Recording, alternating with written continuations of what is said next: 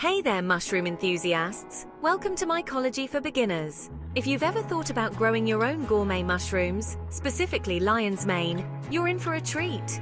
These shaggy white clusters not only look like mini brain clouds, but they also pack some serious health benefits. Today I'm going to show you how to grow these beauties at home.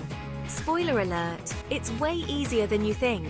Grab your coffee or tea, we're all inclusive here. And let's dive into the wonderful world of lion's mane mushrooms. Step 1. Gather your materials. First things first, let's talk gear. You don't need a whole lab to grow mushrooms, though that would be cool. Here's what you'll need. A lion's mane mushroom growing kit or spawn, a growing medium, like hardwood sawdust or straw, a spray bottle, some plastic bags, and a bit of patience. If you're using a kit, most of the work is already done for you.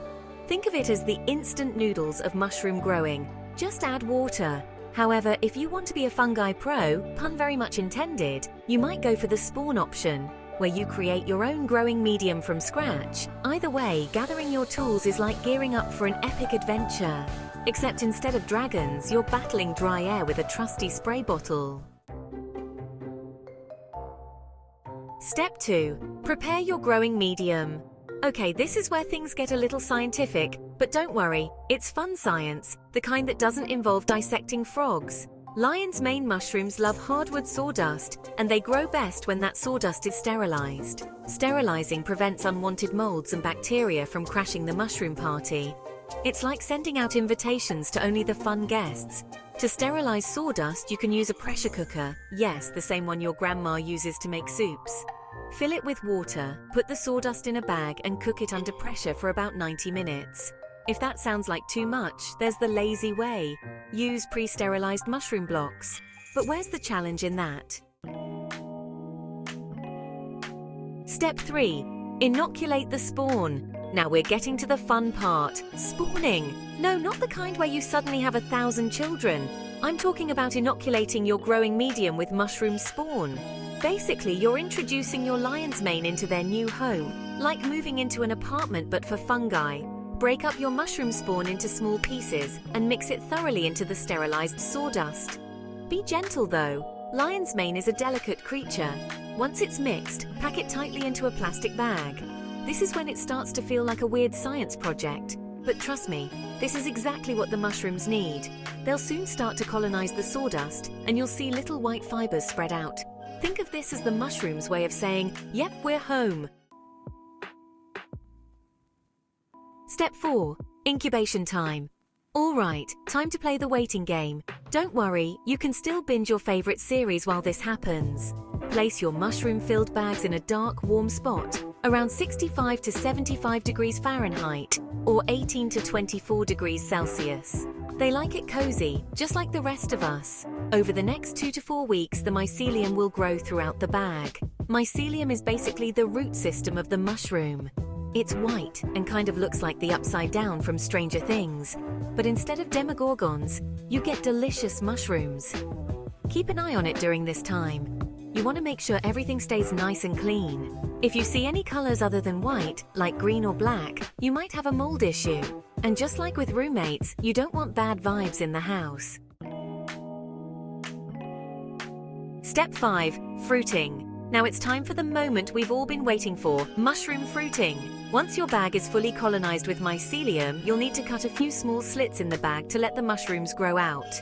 This is when your lion's mane will start to puff up like a fluffy little lion's mane, or a cloud that you'd want to take a nap on. Either way, it's majestic. For fruiting to happen, you need to up the humidity. Mist the area around your mushroom bag with water a couple of times a day to keep it moist. If you live in a dry climate, consider making a humidity tent out of plastic. Mushrooms are like the houseplants of the fungi world. They thrive when misted. Just imagine you're giving them a gentle spa day. You'll start to see little pins form, which are baby mushrooms, and soon they'll grow into full glorious lion's mane clusters. Step 6. Harvest time. After all that anticipation, you're about to reap the fruits of your fungi labor. Your lion's mane mushrooms will be ready to harvest in about a week after they start fruiting. They should be big, fluffy, and snow white.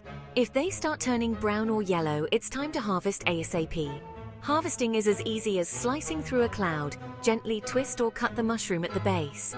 You can eat them fresh or store them in the fridge for a few days. They have a seafood-like texture which makes them a great replacement for crab or lobster in recipes. Pro tip: sauté them in butter and garlic for an out-of-this-world flavor. Your taste buds will be doing the happy dance. Step 7. Maintain and repeat. The best part about growing lion's mane mushrooms? They just keep on giving. Once you've harvested your first batch, your mycelium might go dormant for a little while, but don't panic. Keep misting and maintaining a good humidity level, and it'll fruit again. Each mushroom block can produce multiple flushes, so you'll be in the lion's mane business for a while. You can also take the mycelium from your first block and transfer it to new substrate, which means more mushrooms without having to start from scratch.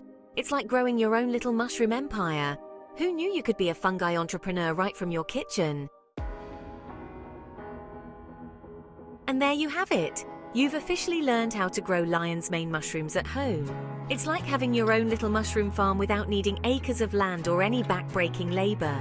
So if you're ready to dive into the world of gourmet mushrooms, get yourself a kit or some spawn and get growing.